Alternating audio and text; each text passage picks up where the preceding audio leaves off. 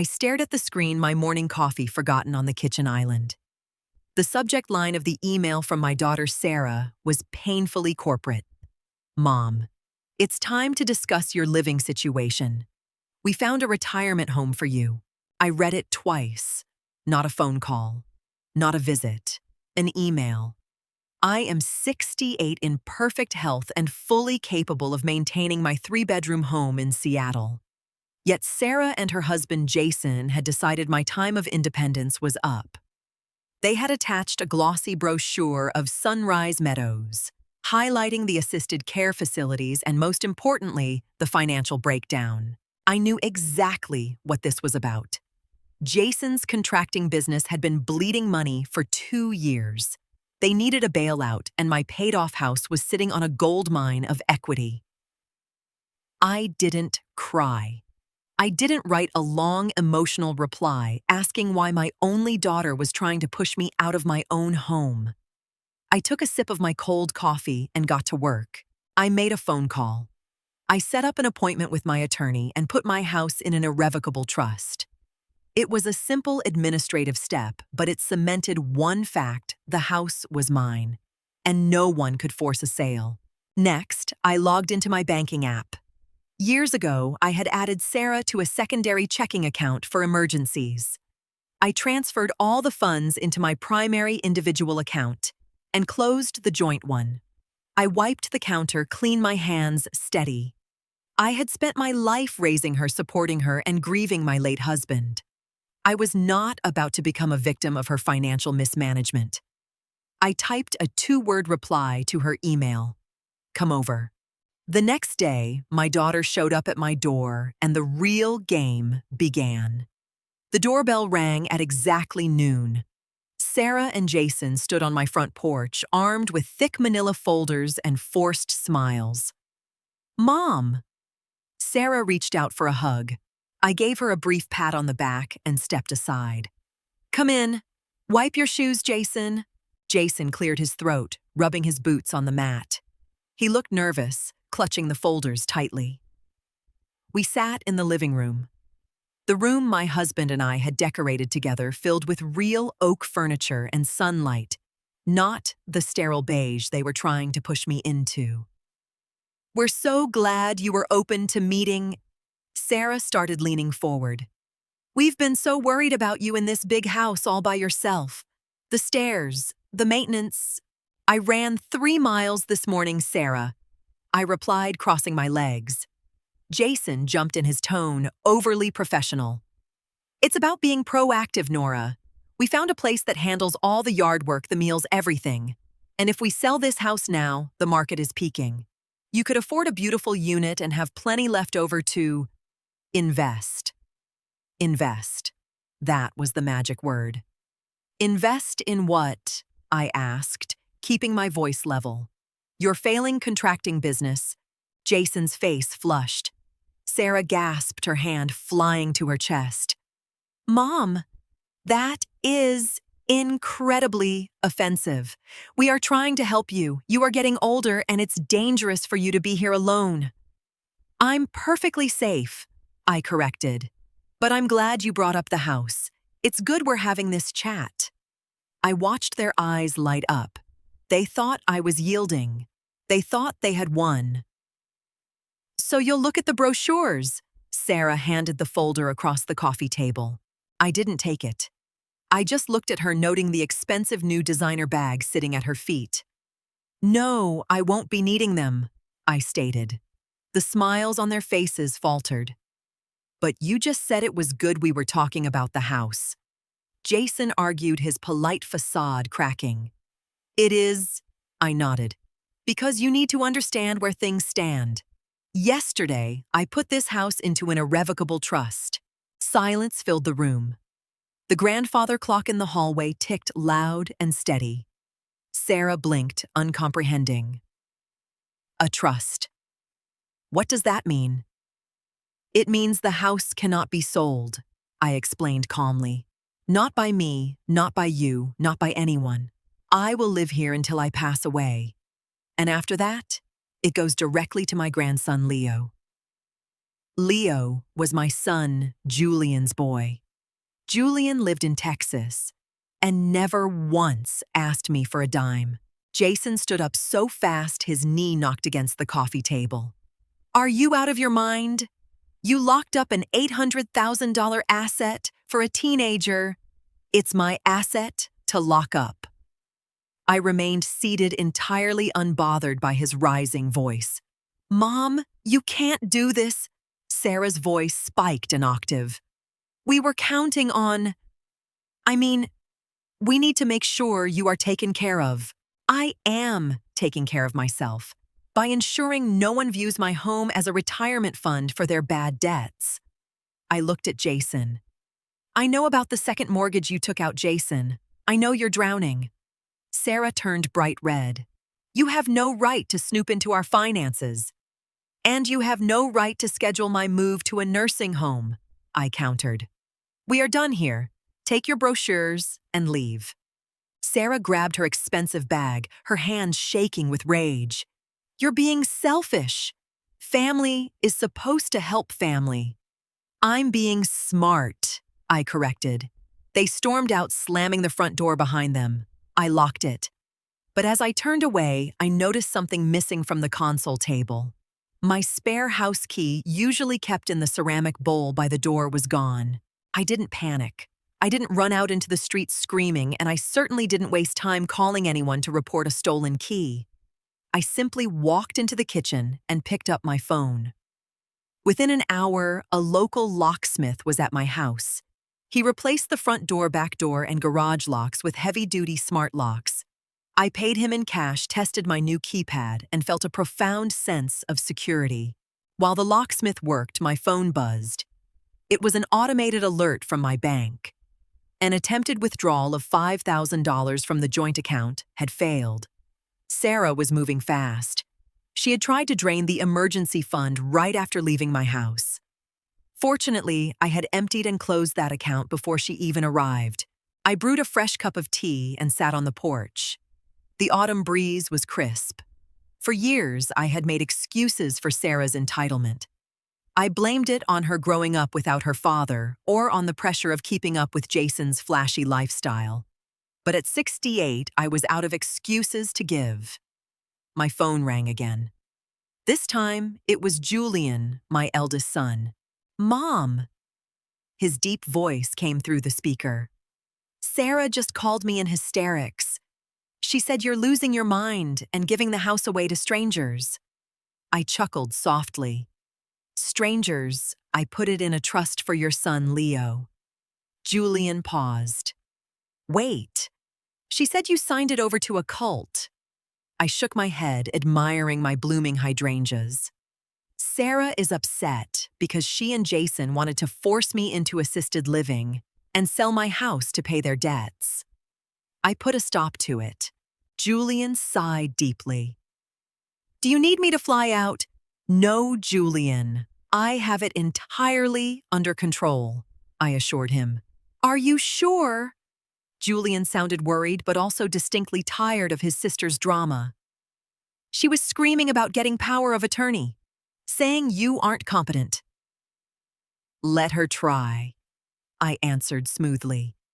I just renewed my driver's license, passed a physical with flying colors last week, and manage my own stock portfolio. I am perfectly fine. How is Leo doing in his classes? We shifted the conversation to his family, talking about normal things. When I hung up, I felt a deep sense of peace. I had a good son. I had a good life. I wasn't going to let one greedy child ruin my golden years. That evening, I cooked myself a nice salmon dinner and settled on the couch with a mystery novel. The house was quiet, the kind of quiet I had learned to cherish since my husband passed.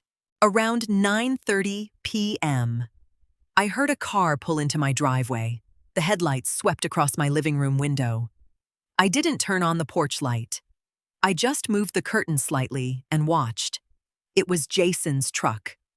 Sarah stepped out carrying an empty cardboard box. Jason followed closely behind. They walked up to my front door, trying to keep their voices down. I heard the unmistakable metallic scrape of a key sliding into a lock. Then a pause. More rattling. A quiet curse from Jason. They were trying to use the spare key they had stolen earlier today. They thought they could sneak in while I was asleep and start packing my things, or worse, taking valuables to pawn. The rattling stopped. "It's not turning," Sarah whispered loudly. I smiled, turned on the porch light from the inside switch, and walked toward the door. It was time to set a permanent boundary. I opened the door, leaving the heavy security chain in place. Sarah and Jason jumped backwards, startled by the sudden light and my appearance. Jason quickly hid the useless key in his jacket pocket, while Sarah nearly dropped the empty cardboard box. "Good evening," I greeted, leaning against the door frame. "A bit late for a visit, isn't it?" "Mom!" Sarah forced a laugh, her eyes darting around nervously. We thought you might need help sorting through some old things in the attic." At almost 10 o'clock at night, I raised an eyebrow. "With a key you stole off my console table this afternoon." Jason stepped forward, trying to look imposing. "Nora, you changed the locks. That's a serious safety hazard. What if there's an emergency and we need to get in?" "If there's a medical emergency, the paramedics will break the door down," I replied flatly. "If there's a financial emergency in your household, that is no longer my problem." Mom opened the door. Sarah demanded, her fake sweetness vanishing. "We need to talk. You emptied the joint account. That was supposed to be our safety net." "It was my money from my pension," I corrected. "You tried to withdraw $5,000 this afternoon, Sarah. Don't lie to me." She turned pale, realizing I got the bank alerts. "We need that money, Nora." Jason finally cracked his voice, desperate. "The bank is threatening foreclosure on our house. We are out of time." "Then you should start packing." I pointed at the box in Sarah's hands. "Looks like you already have a head start." Sarah glared at me, pure venom in her eyes. "You would really let your own daughter lose her home. You were perfectly willing to let me lose mine," I stated, staring right back. The silence on the porch was deafening. Jason looked down at his boots, defeated, while Sarah's face contorted with anger. "It's different," Sarah yelled, no longer caring if the neighbors heard. "You're old. You don't need a 3-bedroom house. We have a whole life ahead of us, and you're hoarding wealth." "I am living in the home I worked 40 years to pay off," I replied, my voice dangerously calm. "I am not hoarding wealth. I am surviving. If you wanted a paid-off house, you should have lived within your means instead of buying expensive cars and designer bags." "You are a terrible mother," she spat out. "I was a very generous mother. Until you decided I was just an ATM waiting to die." I unlatched the chain and stepped forward just enough to push the screen door closed. "Do not come back to this house uninvited. Do not try to access my accounts. If you need financial advice, hire an accountant. Good night." I shut the solid oak door in her face and threw the deadbolt. I stood in the hallway for a moment, waiting for the guilt to hit me. Mothers are supposed to feel guilty when they deny their children right. Society tells us we should sacrifice until we have nothing left. But I felt absolutely nothing but relief. A heavy, toxic weight had been lifted off my shoulders. I heard Jason's truck start and speed out of the driveway. The next morning, I went to my safe deposit box at the local bank branch. I removed a few pieces of antique jewelry that had belonged to my grandmother. Sarah had always eyed them.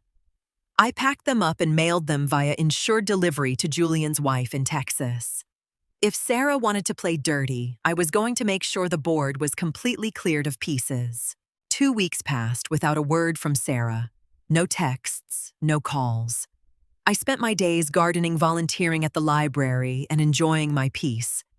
Then, on a Tuesday afternoon, a shiny silver Lexus pulled into my driveway. A woman in a sharp blazer stepped out holding a clipboard. Behind her, Sarah emerged from the passenger side. I was planting tulips in the front yard wearing my gardening gloves and a wide-brimmed hat. Mom. Sarah walked up, her tone brisk and professional. This is Brenda. She's a real estate agent. We just wanted to do a quick walkthrough to get an estimate. For future reference, of course. Brenda offered a bright, overly enthusiastic smile. Hi, Nora. Sarah has told me so much about this lovely property. We won't take much of your time, just want to check the square footage. I slowly stood up, dusting the dirt off my knees. I looked at Brenda. Brenda, let me save you some time, I said pleasantly. I am the sole owner of this property. It is currently held in an irrevocable trust. It is not for sale, it will never be for sale during my lifetime, and my daughter has absolutely no legal authority to show it to you. Brenda's smile froze. She turned to look at Sarah. Sarah. You said you had power of attorney and were prepping for an estate sale.